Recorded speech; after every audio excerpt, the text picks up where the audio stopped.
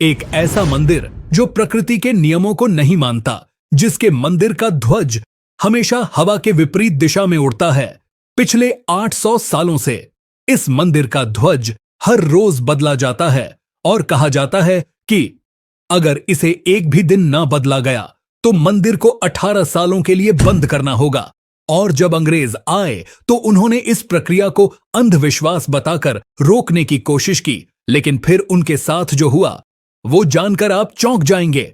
और क्यों मंदिर के ऊपर लगे सुदर्शन चक्र हर दिशा से ऐसा लगता है मानो आपको ही देख रहा हो। यहां तक कि प्रसिद्ध किताब भविष्य मलिका में इस मंदिर को लेकर कलयुग की कई भविष्यवाणियां की गई हैं, जो कि सारी की सारी सच हुई हैं। इनमें सबसे प्रसिद्ध है कोविड-19 यानी कि कोरोना की घटना। इस किताब में लिखा गया था कि जब मंदिर का सबसे पुराना पेड़ गिर जाएगा तब एक भयानक महामारी आएगी, और यह पूरी तरह सच भी हुई। यह सिर्फ एक घटना नहीं, ऐसी और भी कई घटनाएं हैं जो सच हुई हैं और सारी आपको चौंका देंगी। इस मंदिर के अंदर ऐसे और भी कई अनसुने और खतरनाक रहस्य छुपे हुए हैं जो आपके होश उड़ा देंगे। और सबसे बड़ा रहस्य है ब्रह्म पदार्थ का, यानी कि श्री कृष्ण का दिल। माना जाता है कि इस मंदिर में श्री कृष्ण का दिल आज भी मौजूद है, जिसे हर 12 साल में पुरानी मूर्ति से निकालकर नई मूर्ति में डाला जाता है। और यह प्रक्रिया काफी महत्वपूर्ण है। इस दौरान अगर कोई श्री कृष्ण के दिल को देख ले तो वह तुरंत मर जाता है। सन 1588 उड़ीसा का पुरी इलाका। मुगल सेना जगन्नाथ मंदिर को तोड़ने के इरादे से आगे बढ़ रही थी। घोड़े सर पर दौड़ रहे थे, तलवारें चमक रही थीं। लेकिन जैसे ही सेना मुख्य गर्भगृह की ओर बढ़ी, एक अजीब सा तूफान उठा। सूरज की रोशनी अचानक गायब हो गई और चारों ओर अंधकार छा गया। फिर सैनिकों ने देखा कि मंदिर के अंदर से तेज रोशनी आ रही है और रोशनी के साथ एक भयानक और डरावनी चीज उनके पास आ रही है। यह दृश्य इतना भयानक था कि कई सैनिक वहीं पर बेहोश हो गए, और जो बच गए वो ऐसे भागे मानो उनके सामने मौत खड़ी हो। अब आप सोचिए कि क्या यह सिर्फ एक ऐतिहासिक घटना थी या फिर सच में भगवान जगन्नाथ ने अपने धाम की रक्षा की, जिसकी कई घटनाएं हमारे सामने आती हैं। इस मंदिर के मुख्य प्रवेश द्वार में 22 सीढ़ियां हैं जिन्हें पार करना होता है, लेकिन इनमें से तीसरी सीढ़ी पर पैर रखना सख्त मना है। पर आखिर ऐसा क्यों है और क्या होगा यदि आपने तीसरी सीढ़ी पर पैर रख दिया?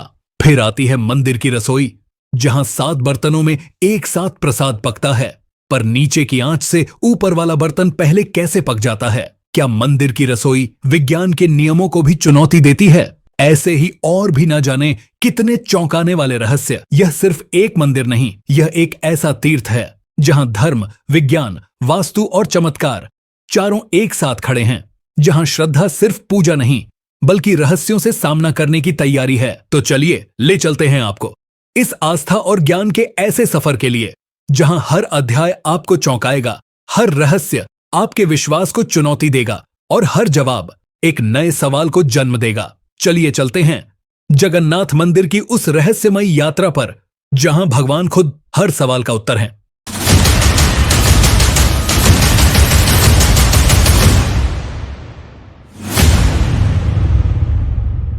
15 जून 2015 रात को घड़ी में 12 बजते ही पूरी शहर की बिजली काट दी गई। यह कोई साधारण बिजली कटौती नहीं थी। इस बिजली कटौती का कारण था मंदिर के गर्भगृह में चल रही विचित्र घटना। मंदिर के मुख्य पुजारी इस अंधेरी रात में अपनी आंखों पर पट्टी बांधे और हाथ में एक मोटा दस्ताना पहने हुए अपने हाथों पर एक दिव्य पदार्थ लेकर भगवान की मूर्ति की ओर बढ़ रहे थे।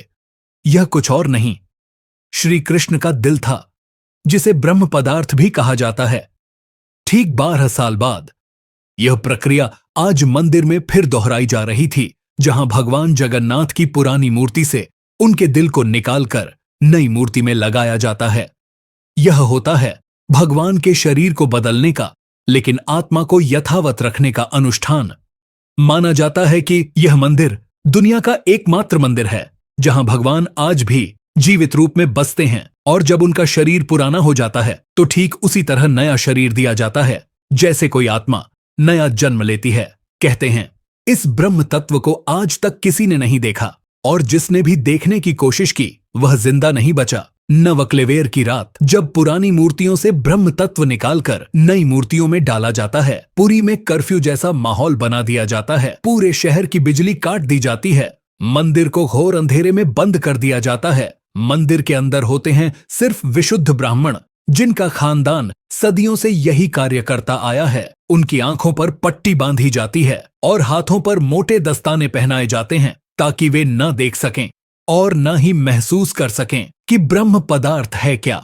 जब यह प्रक्रिया होती है तब मंदिर की सुरक्षा सीआरपीएफ के जवान करते हैं और किसी भी व्यक्ति का मंदिर के अंदर जाना सख्त मना होता है। जब 2015 में यह अनुष्ठान हुआ था तब एक पांडे ने उस ब्रह्म तत्व को हाथ लगा दिया था, जिसके बाद वह तुरंत ही बेहोश हो गया और जब आंख खुली तो वह मानसिक रूप से पूरी तरह अस्थिर हो गया था। तो सवाल उठता है, ब्रह्म तत्व आखिर है क्या? क्या यह कोई दिव्य ऊर्जा है? क्या यह सिर्फ विश्वास है या सच में कोई ऐसा अविनाशी पदार्थ मौजूद है जो युगों से युगों तक जीवित है?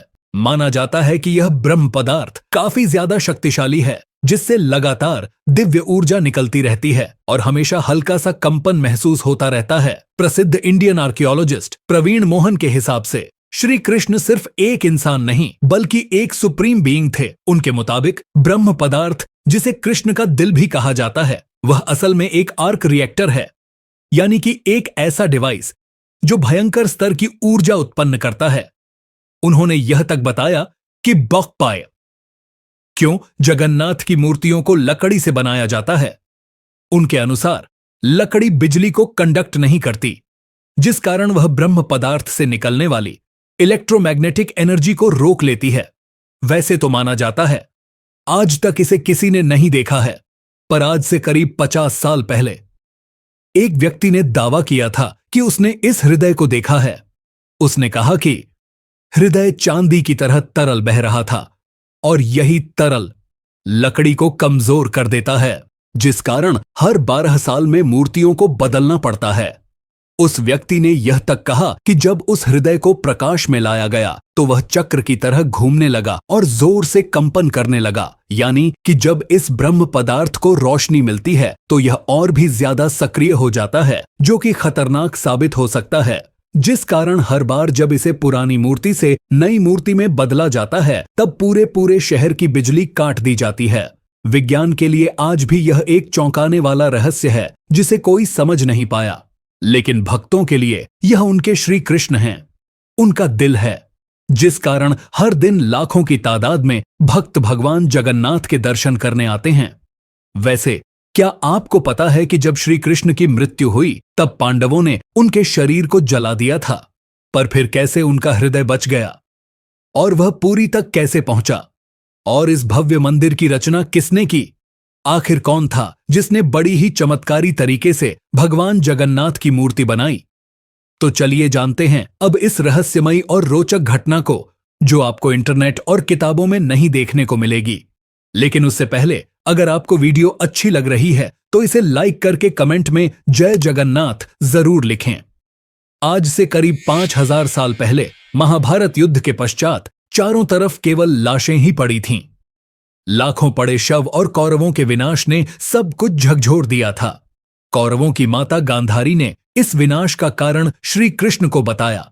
उनके हिसाब से अगर श्री कृष्ण चाहते तो यह युद्ध होता ही नहीं, पर उन्होंने ऐसा नहीं किया, जिसके कारण क्रोधित होकर गांधारी ने कृष्ण को श्राप दिया। जिस प्रकार मेरे वंश का विनाश हुआ है, ठीक उसी प्रकार तुम्हारे भी वंश का विनाश हो जाएगा। इस श्राप के 36 साल बाद जब एक दिन श्री कृष्ण जंगल में विश्राम कर रहे थे, तब एक शिकारी ने उन्हें हिरण समझकर उन पर तीर चला दिया और जैसे ही तीर श्री कृष्ण के पैरों पर जाकर लगी, उन्होंने इस लोक को छोड़ दिया और मृत्यु को स्वीकार किया। और माना जाता है कि उनके मृत्यु के साथ ही पूरी द्वारका नगरी पानी में समा गई, जिससे उनका पूरा वंश समाप्त हो गया। माना जाता है कि जब शिकारी ने उन्हें गलती से मारा तो उसे बहुत पछतावा हुआ और उसने श्री कृष्ण से माफी मांगी, पर श्री कृष्ण ने बताया कि यह मेरे ही कर्मों का फल है। उन्होंने समझाते हुए कहा, पिछले जन्म में तुम महान वानर राजा बाली थे, जिसे मैंने ही राम अवतार में छल से मार दिया था, और उसी कारण आज तुम मेरे मृत्यु का कारण बने। माना जाता है कि जब श्री कृष्ण की मृत्यु की खबर पांडवों को मिली तो उन्होंने पूरे रीति रिवाज से श्री कृष्ण का अंतिम संस्कार किया, और जब उनके शरीर को जलाया गया तो उनका पूरा शरीर पंचतत्वों में विलीन हो गया, परंतु उनका हृदय बच गया और जलने की बजाय और भी अधिक ऊर्जा से धड़कने लगा। इसी हृदय को बाद में ब्रह्म पदार्थ कहा गया। अर्जुन ने इस हृदय को लकड़ी के मंच पर रखकर नदी में बहा दिया। काफी लंबे समय तक बहने के बाद यह ब्रह्म पदार्थ उड़ीसा के समुद्र तट पर पहुंचा। उस समय उस तट पर सबरा जनजाति समुदाय के लोग रहा करते थे। उस जनजाति के मुखिया विश्ववसु ने जब इस ब्रह्म पदार्थ को देखा तो वे इसकी ऊर्जा और दिव्य प्रकाश से प्रभावित हो गए। उन्होंने तुरंत ही पहचान लिया कि यह भगवान के ही रूप हैं और उन्होंने इसे नील माधव के रूप में पूजना शुरू कर दिया। उसी समय मालवा के राज्य में राजा इंद्रदुम्न राज्य किया करते थे। वे भगवान विष्णु के काफी बड़े भक्त थे। एक दिन उन्होंने नील माधव के दर्शन करने की इच्छा व्यक्त की और उन्हें ढूंढने लगे, और यही आगे चलकर जगन्नाथ के निर्माण की आधारशिला बनी। जैसा कि मैंने बताया, राजा इंद्रदुम्न विष्णु के परम भक्त थे और एक रात स्वयं भगवान विष्णु उनके सपने में आए और उन्हें कहा कि वे उनकी दिव्य मूर्ति नील माधव को ढूंढें और उनके लिए एक भव्य मंदिर का निर्माण करें। श्री हरि विष्णु ने उन्हें यह भी बताया कि यह ब्रह्म पदार्थ उन्हें नीलांचल पर्वत में मिलेगा, जिसके पश्चात राजा ने अपने ब्राह्मण पुजारी विद्यापति को आदेश दिया कि वह इस मूर्ति को ढूंढ निकाले। विद्यापति कई दिनों तक नीलांचल पर्वत के अलग हिस्सों में इसकी तलाश करते रहे और तब जाकर अंत में उन्हें पता चला कि इस मूर्ति को आदिवासी मुखिया विश्ववसु ने एक गुफा में छुपा कर रखा है और वे दिव्य रूप से उसकी पूजा करते हैं। इस वीडियो के अगले भाग को देखने के लिए नीचे दिए गए सब्सक्राइब बटन को दबा लीजिए, और साथ ही इस वीडियो से आपको अच्छी जानकारी मिली है तो वीडियो को लाइक करके शेयर जरूर करें।